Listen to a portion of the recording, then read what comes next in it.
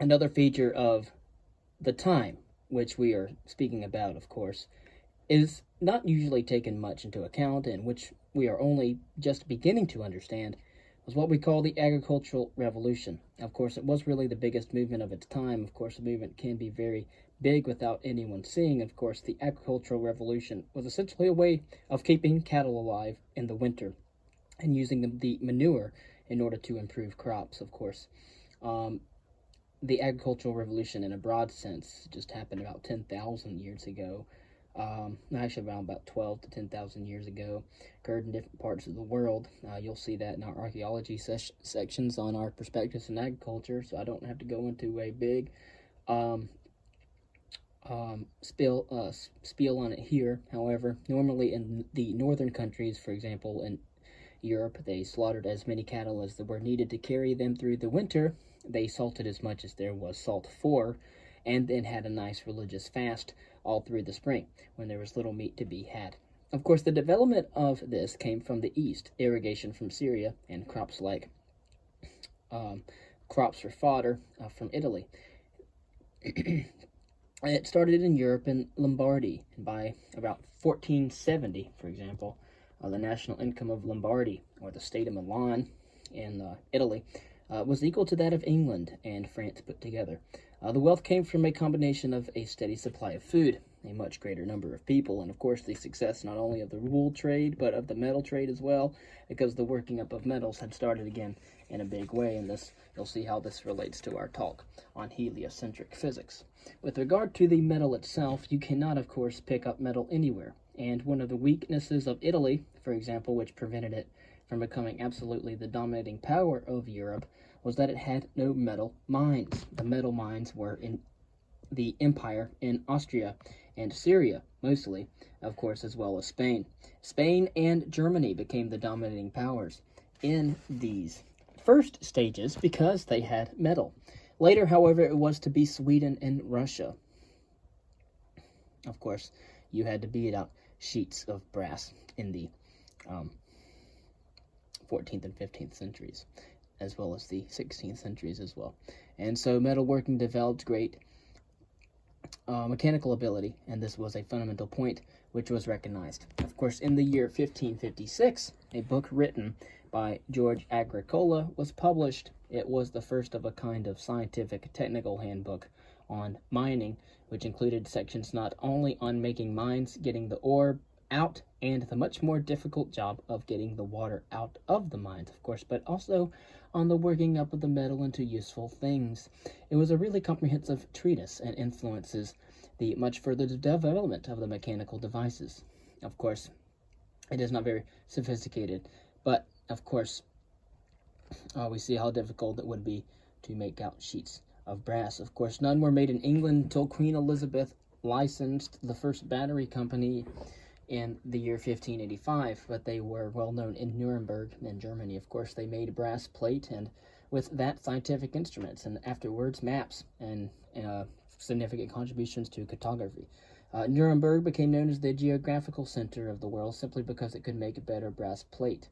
Iron plate was mainly needed for armor. Of course, this is very interesting. We see power at work. A wire drawing mill, for example, is a one-man enterprise. There's a water wheel, the power, of course, the man is the power, which is a very convenient sling with self-acting clips. Of course, the flywheel is crank operated. Of course, the man, of course, applying the power, waits until the crank moves forward, advances the clip, and lets it grip. Then the crank moves back the wire and is pulled through the draw plate. Of course, this is the old way, but it still persists, and there are several parts of Africa, for example, where they will not accept wire unless it has the jaw marks on it because it is not genuine to them without this. Of course, wire is a very important auxiliary, especially needed for wool, carding, and particular attention to two things. There is not only a water wheel, but a crank, and as you can see, the crank is a piece of forging, and clearly you have to have the mastery of iron work before you can make such a machine. Of course, and this is why these areas were able to make these machines, because they had significant metal. of course, we have reached the beginning of the mechanical age, and Leonardo da Vinci left many drawings of that period. For example, he wrote in Codus Atlantico rules for metalworking. And of course, the Chinese also had made beautiful clocks about 400 years before Leonardo da Vinci, in which the main drive was by a chain made exactly as depicted in Leonardo's writings or illustrations. Of course, it does not follow that everything that was drawn, in fact, by Leonardo was invented by him. Of course, he drew what he saw, as well as besides what he himself conceived. And so you will notice, for example, many of the machines that Leonardo da Vinci drew. And it also had sketches of screw cutters, for example, as well. And rolling mills, perpetuation motion machine for grinding knives. A water wheel, for example, would operate an Archimedean screw, which raised the water, which in turn operated the water wheel. And of course, we've already talked about that. We have the rolling mill. Not only that, but double acting force pumps. So all kinds of other mechanical devices as well. Wheels, for example, for raising water. We've already talked about that. And we've also talked about the chain pump and the treadmill as well. Many of these were built in Germany. And of course, we had the mines for metal and everything like that. Of course, this is just a glimpse of the mechanical and industrial background of that period. But now we look at the more scientific part. Of course, nothing that I have already said is beyond what the ancients had. Of course, the new developments did not as yet involve fundamental discoveries. Of course, there was nothing new in the pump or in the gearing. The essential thing was that more people knew how to use them. They had gearing for small objects as well, for clocks. For example, in micromechanics, their clocks were worked on a rather simple system with what is called a foliot, which gave more or less a synchronization. Of course, they were good enough because the medieval clocks were not really expected to tell any accurate time. Of course, no one bothered about any period less than an hour. And when they wanted to, they could always use a sand hourglass. We did have a revolution in astronomy, however. Where did the new ideas come? In the first place, they came in with the revolution in the understanding of the heavens, or the stars, or space in general. And so I mentioned earlier the Greek picture of the heavens, which persisted even in the greatest detail right through the Renaissance period. Of course, the work of Ptolemy, which summed up that of many other Greek astronomers, was a very precise analysis of the movements of the planets, all conceived as moving around the Earth. Of course, I referred earlier to one of the devices that they used in order to explain these movements, the eccentric. The second device was simply to put a rotating circle, the epicycle, which in reality represented the motion of the Earth, onto the circular orbit. Of course, this device was in fact geometrically equivalent to that of the eccentric. For example, the device of the epic cycle for the motion of a planet. For example, the center of the different is D, represented by D, which does not coincide with E. For example, a different point, such as the Earth. The center of the epic cycle, C, does not rotate uniformly about D, but moves so that the line CQ moves through equal angles in equal times. Of course, we talked about that this eccentric struck a few astronomers as odd, that all the epicycles were carried out once a year. Of course, it did not matter whether it was odd or not. The essential thing was that it worked pragmatically. And as I have said, the Arabs also made tables, and of course the Arabs conquered Spain. And most of their astronomy was done in the latter periods of Spain, which was free from the Turks. Then, though, the Christians, the Crusaders and whatnot, drove the Arabs out of Spain, but they took over the astronomy, and they did not destroy all that had been achieved. The first astronomical tables, the so-called Alphonsine tables, were made in Toledo on the basis of Arabic tables, which were based on Syrian tables, which in turn were based on Greek tables, but the observations went on. They had to do this because if the tables were not kept up with observations, they would get further and further out, and this eventually was precisely what happened. The tables went very wrong, but a certain improvement, curiously enough, was affected by one of the later Tartars, who had an observatory in Armenia, and who'd made another set of tables, the conic tables. Of course, these tables, too, soon became very insufficient. But what were the tables required for? It was a very active time politically, with a new kind of ruler, a new kind of prince who did not entirely depend on muscle, so to speak, but also carried out the very subtle diplomacy. Very wealthy, collected taxes, very cultured. Naturally, he required a certain amount of science to conduct his affairs, and the best science, the highest science, was astrology. Of course, astrological computations. Of course, as we know, astrology is not really a science. Of course, now we know it's more commonly referred to as astronomy and cosmology. Of course, astronomical computations, atlas usually went wrong. Of course, the observations, of course, were not accurate enough. But first of all, the stars had not been sufficiently carefully observed, and secondly, the calculations had not been done well. A mistake might have been made in connection with a battle, and one they counted on winning might be lost, and this could be blamed on not really having spent enough on scientific research. Of course, this state of affairs continued until about the year 1610, early 17th century. Kepler was the first mathematicus of the Imperator Rudolf II of Germany, and his main function was to produce good horoscopes. Of course, that great champion of Christendom, Wallenstein, who fought the 30 Years' War, which ended in the year 1648, had a horoscope drawn up for him by Johannes Kepler. Kepler did not believe in horoscopes overmuch himself, and probably for the good of humanity that he did not. But he did point, however, to what might be called the law of economic determinism, when he said, God provides for every animal its means of sustenance. For astronomers, he has provided astrology. Nowadays, if you want money, all you have to do is get into the nuclear field or into making rockets, of course, and you never have any difficulty in raising money. But in those days, you could raise money from a much more harmless thing, from a horoscope. So the work on the tables went on. Of course, another point which is relevant here is that Ptolemy had written accounts of his work when they had been translated, as I have said, into Syriac and into Arabic, and from Arabic to Latin. And as a result, as with any translated scientific treatise, they were full of mistakes, computational errors. They were also full of words which the translator, who was probably not very highly paid or very competent, very reasonably could not understand at all, and he guessed what the words meant or left them in a totally incomprehensible form of Arabic.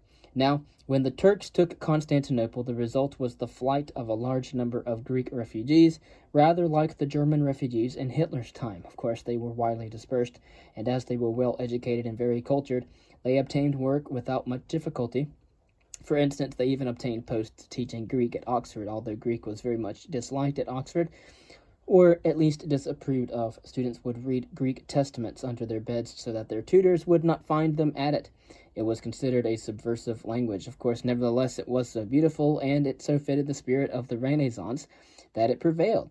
And thus they could read, much more important from our point of view, the original Greek texts, or fairly accurate copies of the text of Archimedes, of Ptolemy, of Euclid, and that really made possible a fresh start in astronomy. Of course, not to do anything different, but at any rate, to go over what had not been done properly. Of course, there were a number of astronomers, for example, in Germany, who made observations and corrected tables. Of course, the most famous was called Regiomontanus, and astronomy became a very respectable and elegant occupation for him. Copernicus, apart from settling the nature of the solar system, occupied himself in translating a slightly improper minor Latin poet, the point being made that the Renaissance gentleman was expected to do all of these things. Or Renaissance man. 1, 2.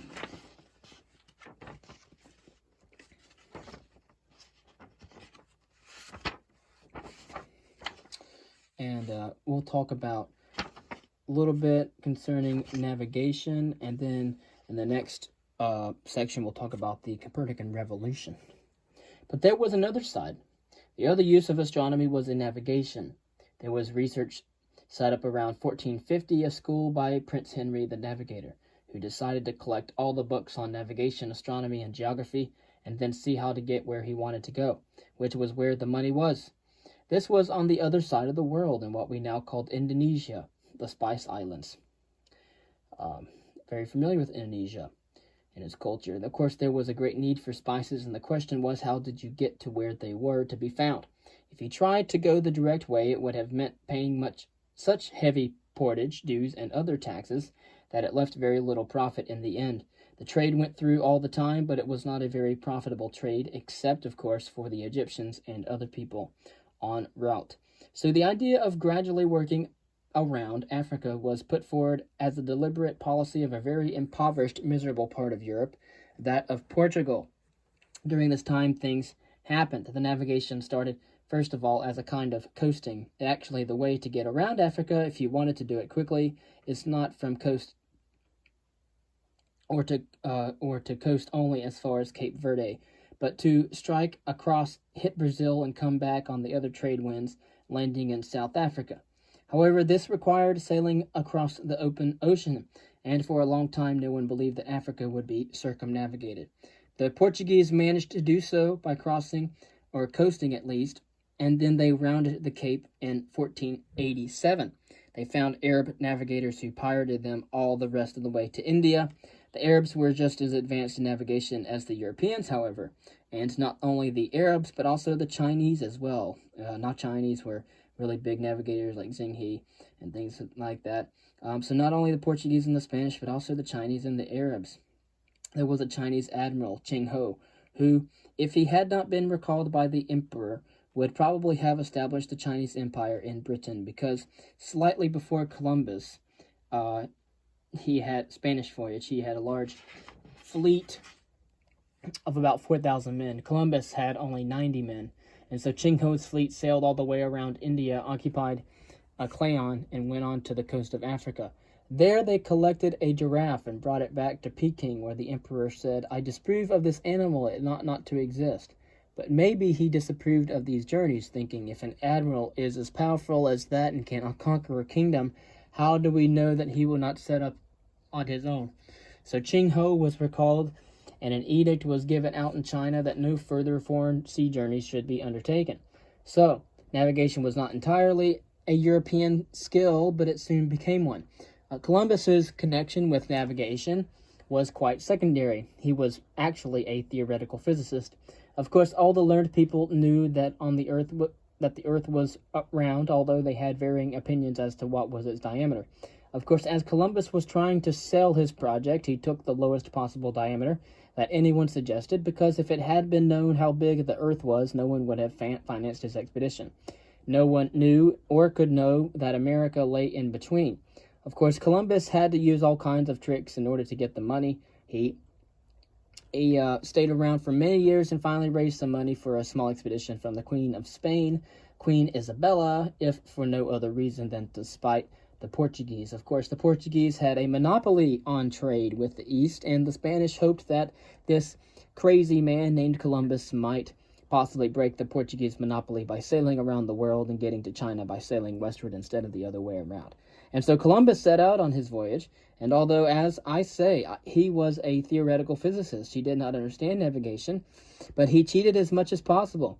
But what I mean is that he kept a very careful logbook about the journey, but wrote down figures that did not correspond to what he had observed. Of course, so as to make his crew feel that they had not traveled as far as they actually had. Of course, this was because all the crew thought that it was an absolutely fatal expedition, and that they would never get back again. If they had known how far that they were going to go, they would have mutinied long before. They were, in fact, just on the point of mutiny when they sighted land. Of course, this landfall, made all the difference, not only to history, but all to science. And Columbus also made some very interesting scientific observations as he crossed the Atlantic. He noticed that the declination of the compass, or the deviation of the needle from the true north, it had quite altered, and this gave great hopes that they would be able to find their longitude from the declination. But even then, when they found that the declination varied from place to place and that it was really not a very effective way of finding the longitude, they still persevered with it. Of course, Columbus's key achievement was to open up, as it were, the idea of the round world. I will just give you one small quotation from a man of the time called Jean Fresnel, who is mostly known as a doctor. He gave the names to the two sciences that we now know as physiology and pathology, but who was also very interested in navigation as well, and about the year 1540 measured an arc of the meridian in France. In the year 1530, 10 years before, he said, quote, "But what if our elders and those who preceded them had followed simply the same path as did those before them? No, on the contrary, it seems good for philosophers to move to fresh ways and systems, good for them to allow neither the voice of the detractor, nor the weight of ancient culture, nor the fullness of authority, to deter those who would declare their own views. In that way each age produces its own crop of new authors and new arts. This age of ours sees art and science gloriously re-risen. After 12 centuries of swoon, art and science now equal their ancient splendor, or surpass it. This age need not in any respect despise itself and sigh for the knowledge of the ancients. Our age today is doing things of which antiquity did not dream. Ocean has been crossed by the prowess of our navigators, and new islands found. The far recesses of India lie revealed. The continent of the West, the so-called New World, unknown to our forefathers, has in great part become known. In all this, and in what pertains to astronomy, Plato, Aristotle, and the old philosophers made progress, and Ptolemy added a great deal more. Yet, were one of them to return today, he would find geography changed beyond complete recognition.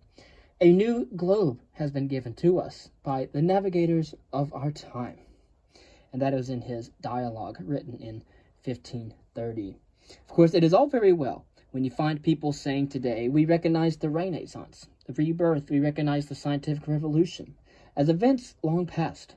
But the people of that time also recognized them perfectly as well. Of course, you could not have a more explicit sense of this opening out of the world, and particularly this link between navigation and astronomy, than is shown in this quotation. Next, we will cover the Renaissance, or not the Renaissance, but the Copernican Revolution. And then we'll go on from there and finish up our talk on heliocentric physics.